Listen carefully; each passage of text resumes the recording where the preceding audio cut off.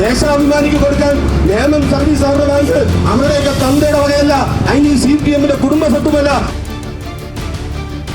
അല്ലെങ്കിൽ കേരളത്തിലെ പോലീസും ഭരണകൂടവും സാധാരണക്കാരനൊപ്പമല്ല എന്നുള്ളത്. നിങ്ങൾക്ക് വേണ്ടി ചിന്താമ വിളിച്ച പാവങ്ങളുടെ പണമെടുത്ത് ദൂർത്തടിക്കാൻ ഈ CPM-ന് നാണമില്ല. ഏറ്റവും നല്ല രീതിയിൽ ജീവിക്കുന്ന ഉദ്യോഗസ്ഥന്മാർ പെൻഷൻ തട്ടിപ്പ് നടത്തിയിട്ട് അതിനെതിരെ പോലും ഒരു നടപടിയെടുക്കാത്ത ഒരു സർക്കാരായി അവൻ 80 ലക്ഷം രൂപയാണ് അവന്റെ തന്തയുടെ വക പോലെ 80 ലക്ഷം രൂപയാണ് ഒരു ഈട് പോലും കൊടുക്കാതെ. പാവങ്ങളുടെ പണം തിരിച്ചു കൊടുത്തില്ലെങ്കിൽ അവനെയൊന്നും തെരുവിലൂടെ മര്യാദയ്ക്ക് നടത്താൻ ഈ യൂത്ത് കോൺഗ്രസ് അനുവദിക്കില്ല. അവൻ തട്ടിയെടുത്തതാണ് 80 ലക്ഷം രൂപ. ആ ഏമാന്റെ വീട് കണ്ടിട്ടുണ്ടോ?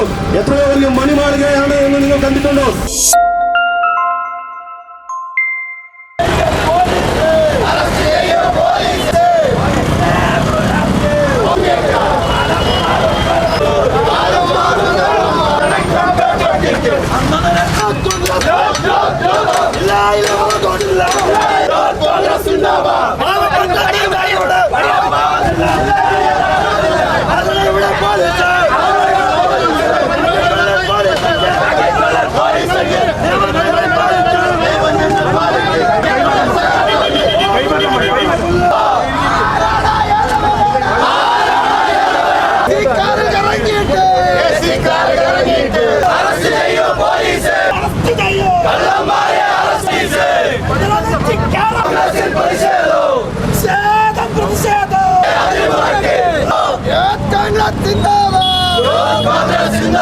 പാവപ്പെട്ടൊരു കേരള ജനതയെ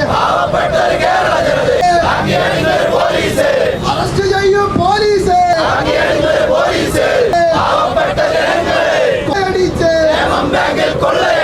പാവപ്പെട്ട ജനങ്ങളെ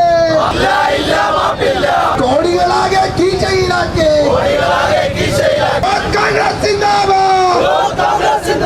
വളരെ ന്യായമായ ഒരു സമരവുമായിട്ടാണ് ഇന്ന് യൂത്ത് കോൺഗ്രസ് ഈ പോലീസ് സ്റ്റേഷന്റെ നടയിലേക്ക് ഒരു സമരവുമായി കടന്നു വരുന്നത്. നമുക്കറിയാം, കുറച്ച് നാളുകളായി നിയമം സർവീസ് സഹകരണ ബാങ്കിൽ നടക്കുന്ന അഴിമതിക്കെതിരെ നിരന്തരമായ സമരങ്ങളുടെ അല്ലെങ്കിൽ സമരത്തിന് നേതൃത്വം കൊടുത്തുകൊണ്ട് മുന്നോട്ട് പോവുകയാണ് നേമത്തെ യൂത്ത് കോൺഗ്രസ് എന്ന് എല്ലാവർക്കും അറിയാം. നമുക്കറിയാം, ഈ കഴിഞ്ഞ കുറച്ച് നാളുകളായി അതിനകത്ത് വലിയ തോതിലുള്ള തിരിമറി നടക്കുകയും അതിനകത്ത് അഴിമതി നടക്കുകയും ചെയ്യുമ്പോൾ അതിനെതിരെയുള്ള വലിയ പ്രതിഷേധം എന്ന രീതിയിൽ ആദ്യമായി അതിന്റെ മുന്നിലേക്ക് മാർച്ച് നടത്തിയത് ഇന്ത്യൻ യൂത്ത് കോൺഗ്രസ് ആണ്, നിയമം അസംബ്ലി കമ്മിറ്റിയാണ് എന്ന അഭിമാനത്തോടു കൂടി ഈ കള്ളന്മാരെ പിടിച്ചു കെട്ടുന്നതിന് വേണ്ടി തുടക്കം കുറിച്ചത് യൂത്ത് കോൺഗ്രസ് ആണ് എന്ന് ഞാൻ ഈ അവസരത്തിൽ പറയാൻ ആഗ്രഹിക്കുകയാണ്. നമുക്കറിയാം, നിക്ഷേപകർക്ക് നീതി കിട്ടാതെ വന്നപ്പോൾ ഓരോ ദിവസവും ആത്മഹത്യയുടെ ഭീഷണിയുമായി ആത്മഹത്യ ചെയ്യാൻ ജീവിക്കാൻ നിവൃത്തിയില്ലാതെ ആ ബാങ്കിന്റെ മുന്നിലേക്ക് കടന്നു പോകുന്നവർ പൈസ കിട്ടാതെ വരുമ്പോൾ ഓരോ യൂത്ത് കോൺഗ്രസിന്റെയും UDF-ന്റെയും നേതാക്കളെ കണ്ട് എന്തെങ്കിലും ഒരു സഹായം ചെയ്യണമെന്ന് അഭ്യർത്ഥിച്ചുകൊണ്ട് മുന്നോട്ട് വരുന്ന നാളുകളാണ് ഓരോ ദിവസവും കടന്നു പോകുന്നത്. അതുകൊണ്ട് തന്നെ ഇതൊരു ജനകീയ വിഷയമാണ്. ഇവിടുത്തെ സാധാരണക്കാർ, ഇവിടുത്തെ കർഷകർ, ഇവിടുത്തെ വ്യവസായികൾ, കട നടത്തുന്നവർ അവരുടെയൊക്കെ സമ്പാദ്യങ്ങൾ മുഴുവൻ നിക്ഷേപിച്ചിട്ടുള്ള ഒരു ബാങ്കാണ് നിയമം സർവീസ് സഹകരണ ബാങ്ക് എന്ന് നമുക്ക് എല്ലാവർക്കും അറിയാം. എന്നാൽ ആ നിയമം സർവീസ് സഹകരണ ബാങ്ക് സാധാരണക്കാരന്റെ നിക്ഷേപ പണം സ്വരൂപിച്ചുകൊണ്ട് ആ നിക്ഷേപ പണം ഉപയോഗിച്ചുകൊണ്ട് ആ ബാങ്കിന്റെ പ്രസിഡന്റ് അടക്കമുള്ള ആളുകൾ, ആ ബാങ്കിന്റെ സെക്രട്ടറി അടക്കമുള്ള ആളുകൾ, അതിന്റെ ഭരണസമിതിയിൽ ഇരിക്കുന്ന മുഴുവൻ ആളുകളും ആ പാവപ്പെട്ടവന്റെ നിക്ഷേപ പണം കൊണ്ട് ദൂർത്തടിക്കുന്ന കാഴ്ചയാണ് നമുക്ക് നാളിതുവരെ കാണാൻ കഴിഞ്ഞത്. എത്ര നാളുകളായി ഈ നിക്ഷേപ തട്ടിപ്പുമായി ബന്ധപ്പെട്ട തുടക്കത്തിൽ തന്നെ യൂത്ത് കോൺഗ്രസ് മാർച്ച് നടത്തിയതാണ്. അന്ന് ഈ പോലീസ് ഏമാന്മാരോട് വളരെ വിനീതമായി ഞങ്ങൾ അഭ്യർത്ഥിച്ചതാണ്, ആ തട്ടിപ്പിന് നേതൃത്വം കൊടുത്തവരെ നിയമത്തിന്റെ മുന്നിൽ കൊണ്ടുവരണം, അവരുടെ സ്വത്തുക്കൾ കണ്ടെത്തി സാധാരണക്കാരന് നീതി കൊടുക്കുന്ന രീതിയിൽ കേരളത്തിലെ പോലീസ് മാറണമെന്ന് അന്ന് ഞങ്ങൾ ആവശ്യപ്പെട്ടതാണ്. ഇവിടെ ഈ സമരവുമായി കടന്നു വരാനുള്ള കാരണം നമുക്ക് എല്ലാവർക്കും അറിയാം. ഇന്ന് കേരളത്തിലെ ഭരണവും അല്ലെങ്കിൽ കേരളത്തിലെ പോലീസും ഭരണകൂടവും സാധാരണക്കാരനൊപ്പമല്ല എന്നുള്ളത് നമുക്ക് മനസ്സിലാക്കാൻ കഴിയുന്നു.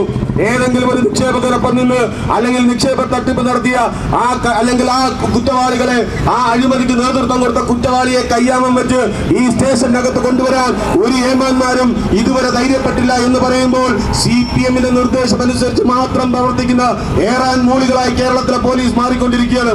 നമ്മൾ എല്ലാ ദിവസവും കാണുകയാണ്. ഞാൻ കഴിഞ്ഞ ദിവസത്തെ ഒരു വാർത്ത കണ്ട് ഏകദേശം 1450 ഉദ്യോഗസ്ഥന്മാർ, നല്ല നിലയിലുള്ള ഏറ്റവും നല്ല രീതിയിൽ ജീവിക്കുന്ന ഉദ്യോഗസ്ഥന്മാർ പെൻഷൻ തട്ടിപ്പ് നടത്തിയിട്ട് അതിനെതിരെ പോലും ഒരു നടപടിയെടുക്കാത്ത ഒരു സർക്കാരായി കേരളത്തിലെ ഇടതുപക്ഷം മാറി. ഞാൻ പറഞ്ഞത് നിവൃത്തിയില്ലാത്ത ആളുകൾ, പെൻഷൻ കൊണ്ട് മാത്രം ജീവിക്കുന്ന എത്രയോ ആളുകളുണ്ട്. ആ പെൻഷൻ തട്ടിപ്പിന് നേതൃത്വം കൊടുത്തത് എല്ലാ സൗകര്യമുള്ള കാറും അതുപോലെ തന്നെ അധികാരവുമുള്ള എല്ലാവരും അങ്ങനെയുള്ള ആളുകളാണ്. പാവപ്പെട്ടവന്റെ 2000 രൂപ പോലും തട്ടിയെടുക്കാൻ മടിയില്ലാത്ത രീതിയിൽ അവിടുത്തെ ഉദ്യോഗസ്ഥർ പോയപ്പോൾ ആ ഉദ്യോഗസ്ഥർക്ക് സംരക്ഷണം കൊടുക്കുന്ന രീതിയിലാണ് കേരളത്തിലെ ഇടതുപക്ഷം മുന്നോട്ട് പോകുന്നത്. ഇവിടെ നിയമം സർവീസ് സഹകരണ ബാങ്കിലെ ഭരണസമിതിയിലെ അംഗങ്ങൾ അവർ യഥേഷ്ടം തട്ടിപ്പ് നടത്തിയില്ലേ, എന്തെങ്കിലും ഒരു നടപടി ഈ കേരളത്തിലെ പോലീസ് എടുത്തു? ഞാൻ വെറുതെ പറയുന്നതല്ല, നിങ്ങൾ പരിശോധിച്ച് നോക്കും എന്തൊക്കെയാണ് അവിടെ നടന്നത്. നമ്മുടെ മുന്നിലൂടെ പോകുന്ന നാഷണൽ ഹൈവേ, ഈ ഹൈവേയുമായി ബന്ധപ്പെട്ട് റോഡ് വികസനത്തിന്റെ ഭാഗമായി നിയമം സർവീസ് സഹകരണ ബാങ്കിൽ 57 ലക്ഷം രൂപ കിട്ടി. അതെവിടെയെങ്കിലും കണക്കിൽ എഴുതാൻ ഇവർക്ക് കഴിഞ്ഞിട്ടുണ്ടോ? അതിന്റെ കണക്ക് കാണിക്കാൻ കഴിഞ്ഞിട്ടുണ്ടോ? ഒരിക്കലുമില്ല. ആ ബാങ്ക് വെള്ളായണി ജംഗ്ഷനിലിരിക്കുന്ന ബാങ്ക്, ആ ബാങ്കിന്റെ നിർമ്മാണ തുകയുമായി ബന്ധപ്പെട്ട് നിർമ്മാണ ചെലവുമായി എഴുതിയെടുത്ത തുക എന്ന് പറയുന്നത് 13.5 കോടി രൂപയാണ്. എന്തിനാണ് ആ ഒരു ചെറിയ കെട്ടിടത്തിന് 13 കോടി രൂപയാകുന്നത്?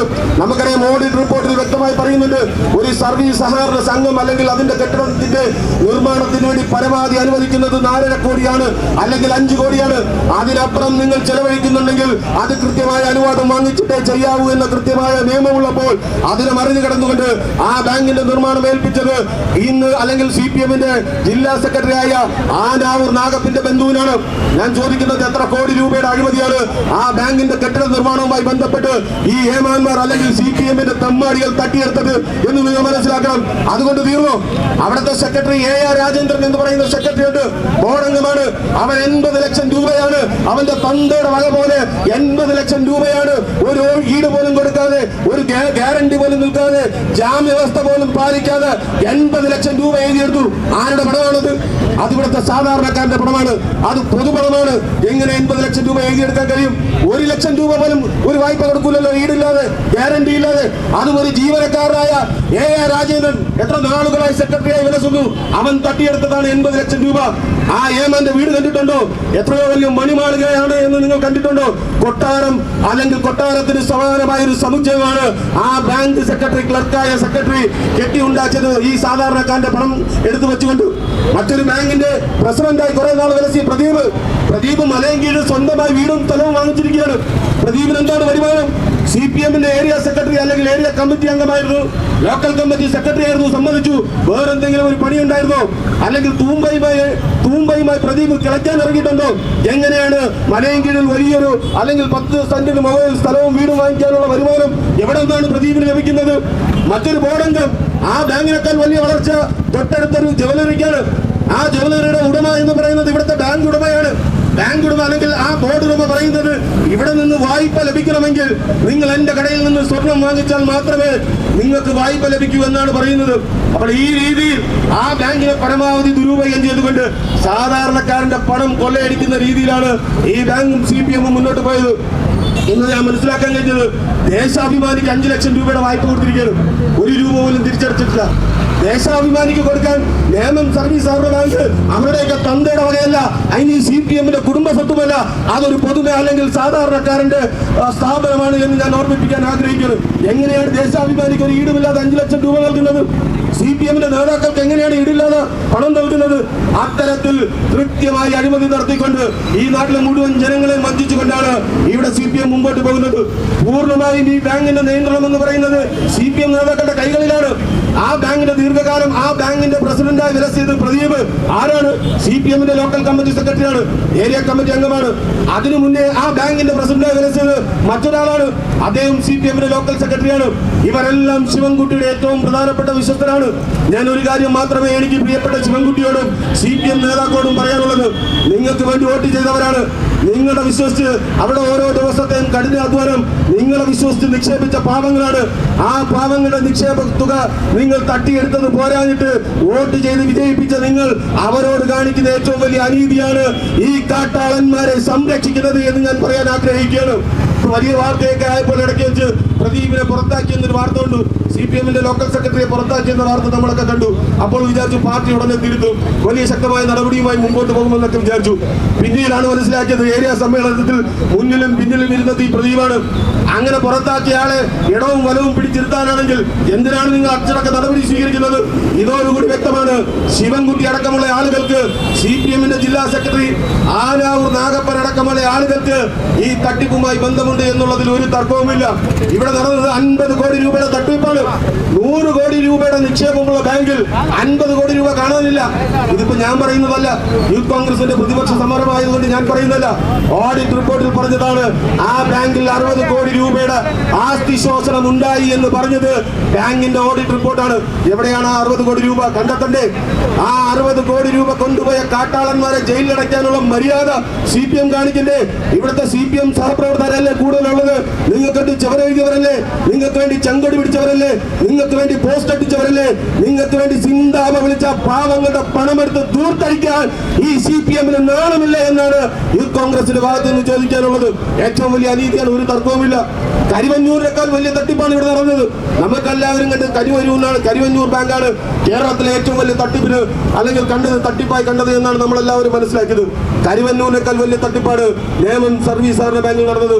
കണ്ടള സർവീസ് സഹകരണ ബാങ്കിലും അത് തന്നെയാണ് നടന്നത്. അപ്പോൾ ഈ രീതിയിൽ കേരളത്തിലെ സഹകരണ സ്ഥാപനങ്ങളെ മുഴുവനും ഇല്ലാതാക്കിക്കൊണ്ട് മുമ്പോട്ട് പോയ ഒരു കാലഘട്ടം അത് കേരളത്തിൽ CPM ഭരിക്കുമ്പോഴാണ്. കേരളത്തിൽ പിണറായി വിജയൻ മുഖ്യമന്ത്രി ആയിരിക്കുമ്പോഴാണ് സഹകരണ സ്ഥാപനങ്ങൾ മുഴുവൻ തകർന്ന് തരിപ്പണമായത് എന്ന് ഞാൻ ഓർമ്മിപ്പിക്കാൻ ആഗ്രഹിക്കുകയാണ്. യൂത്ത് കോൺഗ്രസിന്റെ പ്രതിഷേധ മാർച്ചാണ്. ഞാനൊരു സൂചന തരാൻ ആഗ്രഹിക്കുകയാണ്. ഇതൊരു സൂചനാ പ്രതിഷേധമാണ്. അതിശക്തമായ സമരവുമായി ഞങ്ങൾ ഇനിയും വരും. ആ കാട്ടുകള്ളന്മാരെ, സാധാരണക്കാരന്റെ പണം കട്ടെടുത്ത CPM-ന്റെ അല്ലെങ്കിൽ നേമം സർവീസ് സഹകരണ ബാങ്കില് മുഴുവൻ അല്ലെങ്കിൽ ആ ഭരണസമിതി മുഴുവൻ അംഗങ്ങൾക്കെതിരെയും കേസെടുത്ത് അവരെ അറസ്റ്റ് ചെയ്യുന്നതുവരെ യൂത്ത് കോൺഗ്രസ് ശക്തമായ സമരവുമായി പോകുമെന്നുള്ളതിൽ ഒരു തർക്കവുമില്ല. ഈ സ്ഥാപനം സംരക്ഷിക്കേണ്ട ഉത്തരവാദിത്വം ജനാധിപത്യ വിശ്വാസികളായ എല്ലാവർക്കുമുണ്ട്. അതിനെ കൊള്ളയടിക്കാൻ കൂട്ടുനിൽക്കുന്നത് CPM ആണെങ്കിൽ ആ CPM-നെ ഒറ്റപ്പെടുത്തിക്കൊണ്ട് ആ CPM-നെതിരെ ഇവിടുത്തെ ജനരോഷം ജനാധിപത്യ വിശ്വാസികളെ സംഘടിപ്പിച്ചുകൊണ്ട് അതിനെതിരെ ശക്തമായ സമരം സംഘടിപ്പിച്ചുകൊണ്ട് ജനകീയ വിചാരണ നടത്തിക്കൊണ്ട് മുമ്പോട്ട് പോകാൻ ഒരു തർക്കവുമില്ല. ഇനി കേരളത്തിലെ പോലീസ് ഏമാന്മാർക്ക് ഈ പ്രതികളെ ഇത്രയധികം 200 കേസിലെ പ്രതികളാണ്, 50 കോടി രൂപ തട്ടിയെടുത്ത പ്രതികളാണ്, കൊള്ളക്കാരന്മാരാണ്, കാട്ടുകള്ളന്മാരാണ്. അവരെ പിടിക്കാൻ നിങ്ങൾക്ക് കഴിഞ്ഞില്ലെങ്കിൽ ഒരു വെള്ള പേപ്പറിൽ ഒരു യൂത്ത് കോൺഗ്രസിന് ഒരു അപേക്ഷ നൽകിയാൽ അവരെ കൈയോടെ പിടിച്ച് പോലീസ് സ്റ്റേഷനിൽ ഏൽപ്പിക്കാനുള്ള കരുത്ത് കേരളത്തിലെ യൂത്ത് കോൺഗ്രസിനുണ്ട് എന്ന് ഞാൻ ഓർമ്മിപ്പിക്കാൻ ആഗ്രഹിക്കുകയാണ്. അങ്ങനെ അനുവദിക്കില്ല.